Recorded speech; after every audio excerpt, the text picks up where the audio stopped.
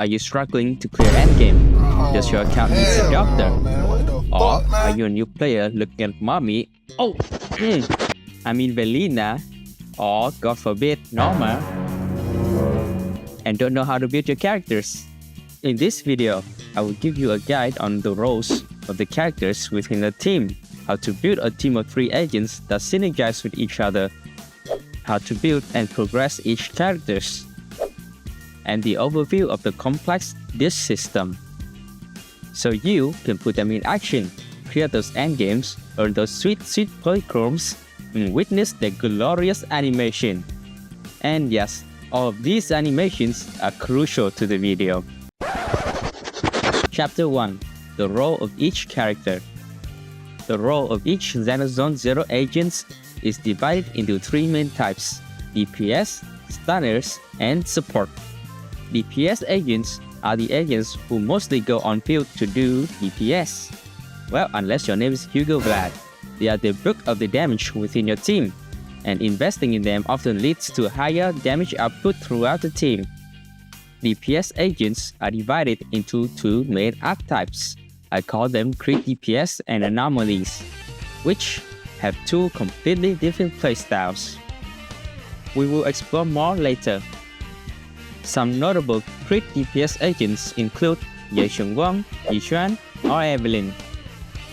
And some notable anomaly DPS are Promia, Arya, or Alice. Stunners, as the name suggests, they provide stun. As you know, most enemies in Zenless have a stun window, and inside the stun window they take more damage. The more stun you have, the more chances you have to burst down the enemies. Stunners also buff the agents, often in stun windows, to help the main DPS even do even more damage within those stun windows. Some notable stunners are Nangong, Gailin, or Trigger. Supports provides buffs to the team. Some buffs are generic, like attack, but some are more specialized, like Rina's buffed agent's pen ratio, which help against bosses with higher defense, or Yuzuha, who buffs anomaly damage and disorder damage. So, now we know the role of the agents, what typical Zenless team's building's gonna look like. Remember, there are 2 main types of DPS? Well, we will explore how they work and how to build our team. Crit DPS, like the name suggests, attacks to deal damage to the enemies. They rely on buffs of the support and stun windows from stunners to deal the most of their damage. The gameplay typically look like this. First, apply a buff from the support to the field, buffing the attackers. The attackers fight for a little bit to gather resources like energy or decibels, preparing for the stun window. And then the stunner comes on field using the abilities to stun the enemy. The attackers dump all their resources, energy, or ultimate to burst down the enemies within the stun window. So in a typical crit DPS team, there should be an attacker or a rocket agent, a stunner, and a support to achieve these goals efficiently. Yes, there are some exceptions, like Asanbi or Offly teams, or Seed and CCR teams, who run 2 attackers, or Hugo Vlad, who runs 2 stunners and 1 attacker. But those teams are confined by those agents. If you don't play those agents, then an attacker, a stunner, and a support is the baseline of team building. Now, anomalies are DPS agents who deal the damage mostly by applying an anomaly to an enemy. Now, for a question, what happens when you apply an anomaly when the enemy already has another anomaly element? That's right, a disorder. So, anomaly teams are often consisted of 2 anomaly agents who switch places to consistently deal anomaly and disorder damage to the enemy. One agent will take more field time, known as the main DPS. Here are some of the most notable on-field anomaly agents, and the other who can apply anomaly off-field or doesn't require much time to apply anomaly, known as a sub-DPS. These are notable off-field anomaly agents. As you can see, some characters can be both main DPS and sub-DPS. It depends on which character you pair them with. For example, Yanagi can be a sub DPS in a Miyabi team and a main DPS in a Vivian or Bernice team. Side note, with the release of Nangong, Aria and Promia, and the upcoming new character Mommy, Belina, and her new anomaly element Wind, it seems like the Zenless devs are pushing a non-disorder anomaly archetype into the game. This team consists of a main DPS anomaly agent, only Nangong, and a support.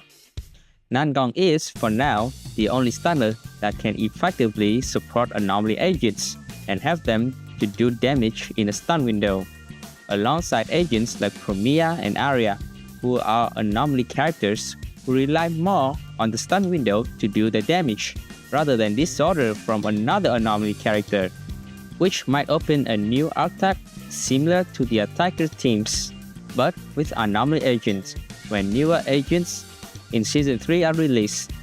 This is speculations into Season 3 meta, so for now, if you want to build an anomaly team with a stunner, you only have Nangong. Chapter 2. How to build a character. To build your character, you need to spend your daily currency, drink some coffee, to farm the unique resources to advance. There are 4 ways to progress your characters. The first is obviously to level up your characters, which require you to farm 2 main materials, the tips and the chip thingy. But the tips are often given for free from events and monthly shops, so I recommend you only farm the chips to progress your characters, and only farm the tips when you truly need them. The second is your core passive and agent skills. You must upgrade your core passive to the max. Who wouldn't give your favorite characters the F? And this is the must. No buts, no You must give them the F. Next is your auto attack, your EX, and your ultimate, to level at least level 10 or 11. Your defensive assist and evasive dodge are more situational. For example, your starters might want a higher defensive assist so they can swap in and gives out a lot of days. And your DPS might want a higher evasive dodge so they can deal more damage while on field. You can level them up to 6 or 7 is often enough. These are optional most of the time. The third is your W engine. Like your core passive, I recommend you to upgrade your W engine to the max level. And lastly is just disk drive. This is the last priority to advance your agents because it's heavily reliant on RNG. And also, the loot only worth it when you're at level 50. Chapter 3. The drive disk. Drive disk is where the most common mistakes are made because it's the most complicated system of all, so it deserves its own section. First of all, drive discs are items that boost your agent's stats, making them hit harder and deal big PP damage. You can obtain the disc by talking to Roland and do an area patrol, or talking to Elfie, whoops, not that Elfie, to obtain disk drive. How it works is that you have 6 slots in the disk drives. 2 of the same disk give you a small bonus. 4 of the same disk gives you a large bonus. So your disk drives consist of 2 of the same disks and 4 of the same disks. That position does not matter. You will always get the same effect as long as you have 2 or 4 of the same disks. Having 6 of the same disks means you're missing out on the bonus that the 2 disks gives. So do not build 6 of the same disks. The 4 disc effects are mostly unique to the characters and their playstyle. So I suggest you to look up online resources to see which are the best sets for your agent. A disc not only gives a bonus on the 2 or 4 piece combo, but they also provide stats. These stats can be as much as 30% attack and 4 smaller substats, which will be the difference between a bricked account or a well-built account. First, let's talk about main stats. These are the positions of each disc and the possible main stats. As you can see, this one only gives a flat amount of HP, this 2 gives a flat amount of attack, and this 3 gives a flat amount of defense as the main stat. Now, at this 4 to this 6, the main stats are randomized. They are like boxes of chocolate. You never know what you're gonna get. These are the possible main stats for sort 4, 5, and 6.